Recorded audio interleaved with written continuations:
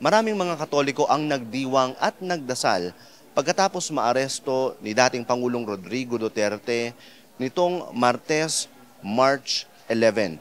Makakasama natin si Sister Evelyn Jose dito sa EDSA Shrine. Nagkaroon ng misa dito at si Sister Evelyn ang isa sa mga dumalo. Sister, ano pong naramdaman po ninyo noon pong naaresto si dating Pangulong Duterte? Una sa lahat, no, nagpapasalamat talaga ako sa Panginoon. Kasi talagang 8 years na, no, marami talagang naghahangad ng katarungan. Kasi talaga ako nasubaybayan ko yung mga pamilya ng mga biktima ng EJK. Sa 8 taon na pakikipaglaban nila para sa katarungan. Kaya ako nandito ngayon dahil gusto ko ring makiisa sa mga nangangarap at naghahangad ng katarungan para dito sa mga naging biktima ng EJK, ng war on drugs.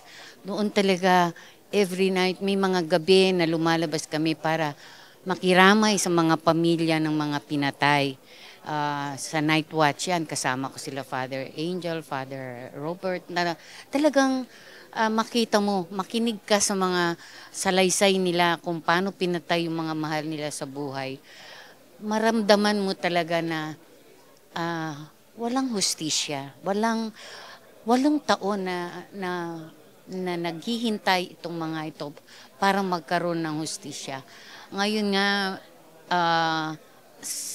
tuwing maiisip ko, no, kahit na ilang beses ko nang narinig yung istorya nila, naiiyak pa rin ako kasi nasira yung buhay nila eh. Nasira yung kinabukasan ng mga anak, ng mga ama na pinatay, ng mga ina na pinatay, o mag-asawa na pinatay.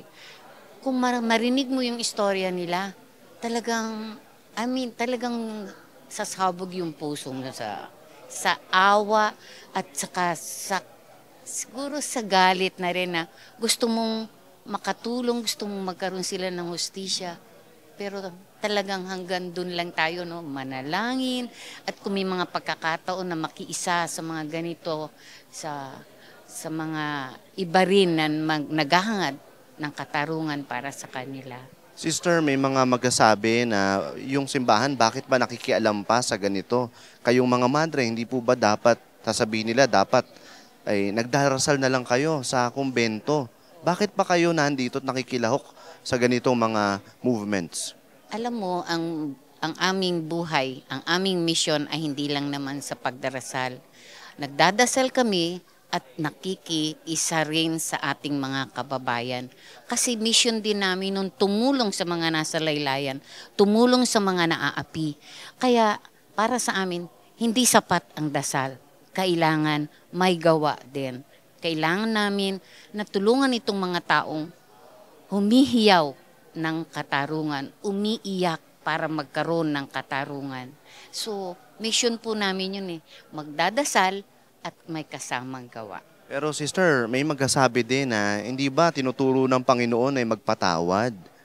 Ay bakit parang inaatake nyo raw si Pangulong Duterte? Hindi po kami umaatake. Kaya sabi ni Father, it's not vengeance, no? Ito po ay para lang talaga magkaroon ng hustisya.